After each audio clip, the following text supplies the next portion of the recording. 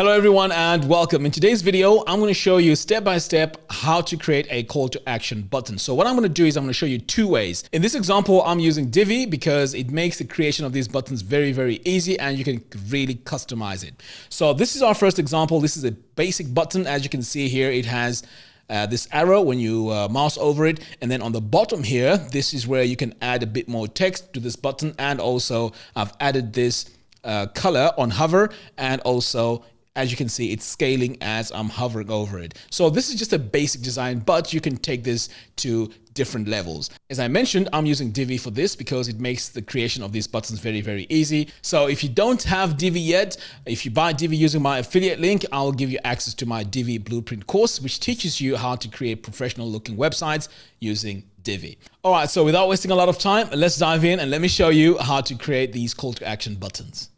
Okay, so what we're going to do now is to just create a basic page and then add our call to action button on that page. But of course, you can apply this technique to your existing pages, so you don't have to create a brand new page in order for you to create a call to action button. So I'm going to come over here to pages, click on add new. Now to save us time, I'm just going to create a page which is a pre-made layout which is supplied using Divi. So I'm just going to come over here and just call this button. And then I'm going to click on use Divi Builder. So here I am greeted with these three options. So the easiest way to just have a layout up and running is to choose pre-made layout. And then I can just choose from any of these pre-made layouts. So the one I'm going to go with is, let's go with this one here, Creative Design Agency. And then I'm going to click on use this layout. So now that our layout is being imported, it's important to know that this button here that we're going to create can also be saved and be used over and over again. All right, so this is almost done importing, and now we have our page.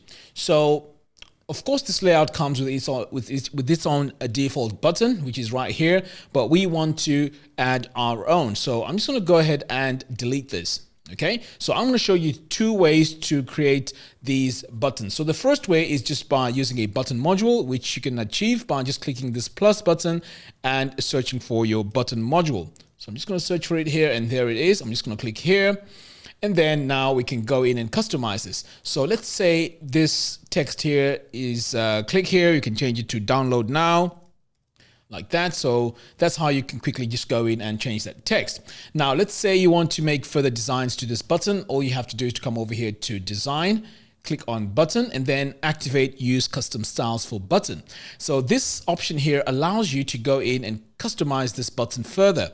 So let's say we want to add a background color. So I'm just going to go with this color here.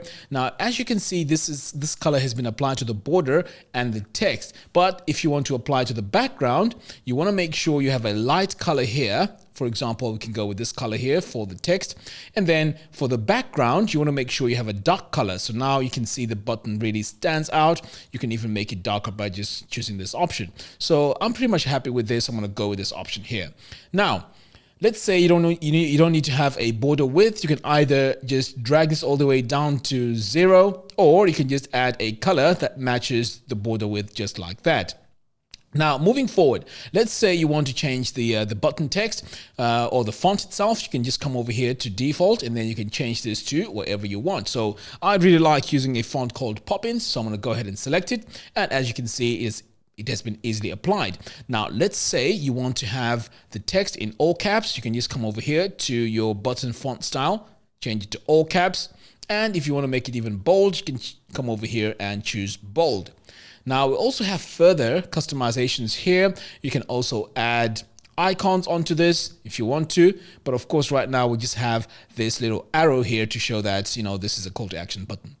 All right, so let's say you want to add a bit more animations to this. You can come over here to this animation tab, and there's quite a few to choose from. You can choose bounce, and you can see the button there has bounced as soon as I chose that. So if I say no, then this thing goes away as well. So I'm just going to keep things very, very basic. I'm just going to leave it as it is. So now let's say you want to link this to something. So this is where you can come back over here to your content tab. click on link, and this is where you add your button URLs to make this call to action button really work. So that's all you need to do. You can just add your link here. So for now, I'm just going to add a blank link, but in your case, you want to make sure that you link it to to some particular page or even a page on your website. So that completes the call to action button. Now, let me show you how you can create a different type of call to action button using a different method, because as you can see here, we're quite limited. We can't even add text to the second line here if we needed to. So let's say, let's save this and let's create a new button call to action. Right, so I'm just going to click here on add a new module. So what I'm going to do is I'm going to use this time a text module, and then I'm going to select it. Okay, so I know right now it looks like we've got a bunch of text. So first of all, I'm going to start by adding a call to action. So again, I'm just going to say download now. Okay, so that's my first text. Now I'm going to customize this text. So I'm going to come over here, highlight it, and then I'm going to set this to, let's say, heading 2. Now I'm going to go and add another line. So I'm just going to come over here to text, click on enter. Okay, so here I'm just going to call this, I'm just going to say this item is free. Okay, so that's the text that's going to go with this. Great. So now that I have this in place, let's customize this text. So I'm going to start here with the heading 2. So I'm going to click here on this brush tool, and this will take me directly to my settings where I can customize this text. So as we did before, I'm just going to apply a color here to my text, and it's all caps, but over here, I'm going to change this to Poppins, and I'm also going to make this bold. So I'm going to come over here and choose bold. Now for the bottom text here, I'm going to also do the same. I'm going to click here on this icon here, and then I'm going to center it, and then choose my color just like that, and also change my font to Poppins.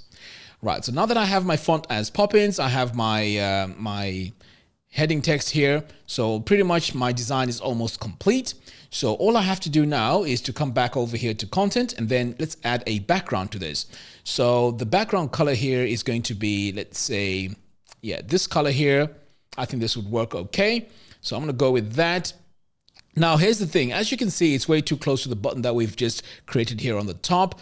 But we can also go in and make some adjustments to that. So to do that, we can do it manually by coming over here. In fact, let me save this first so I can show you. So we can do this manually just by putting your mouse over here on the top of the button like that, and then just dragging. Now, what I'm doing here is to add top margin. So now you can see we have space between this first button that we've created and the bottom one. Now I'm going to go in and give this a bit of breathing room, because as you can see, my text here is way too close to the edges. So to fix that, all we have to do is to come over here to design, and then you want to click on spacing. So to add our spacing, I'm going to start here with adding 20, or let's say 15 to the top padding.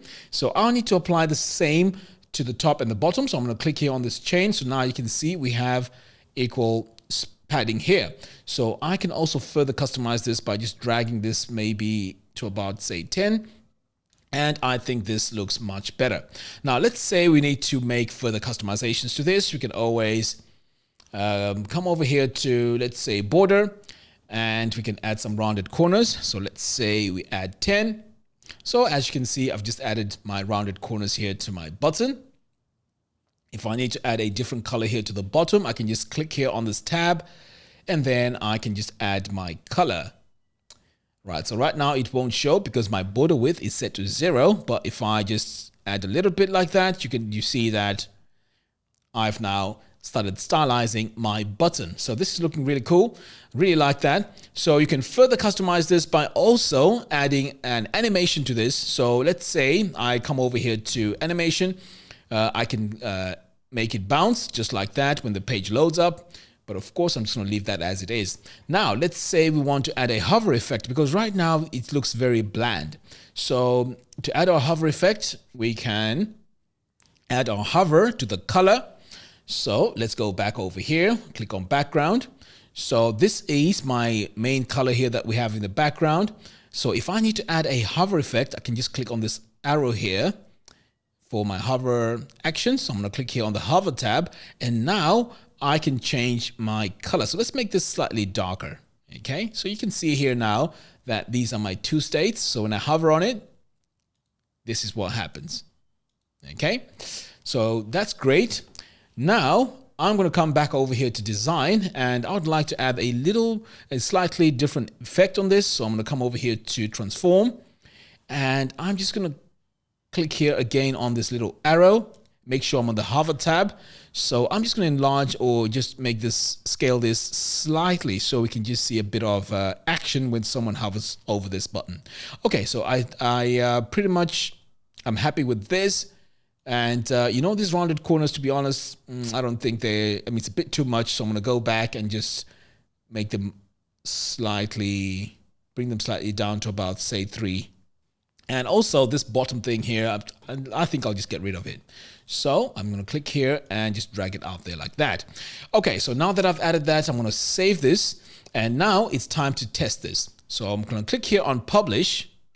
Okay, so here's our button. So as you can see here, it's changing color, and also it is expanding or scaling as I mouse over it. Now we're not done yet because we haven't added the link, because this is what completes this as a call to action button. So let's go back in and finalize that. So I'm going to come back over here, and then I am going to go into my settings. So to make this a link, all you have to do is to make sure you're on the content tab, click here on link, and then you want to click here on module link URL. So this is where you can actually go in and add your link. So right now I've just added a blank one, but of course, in your case, you could add a link that goes onto a page on your website or externally to a different website. So this is what completes this call to action. All right, so now let's say you want to customize the width of this button because maybe it's a bit too wide, because this is 100% width. So to customize the button, all you have to do is come over here into design, sizing. So this is where now you can play around with the width. So you can, as you can see, as I'm dragging this, I'm actually customizing my button. So you can make it, you can make it that 80%. You can center it if you need to, depending on where it is on your page. And pretty much that's how you customize the width of the button. So I'm going to save that. And pretty much that is how you create your call to action button. All right, guys. So give it a go. Try it out. It'll be quite cool to see you use this technique to create different types of call to actions. All right. That's all I have for you in today's video. Thank you very much for watching, and I'll see you in the next video.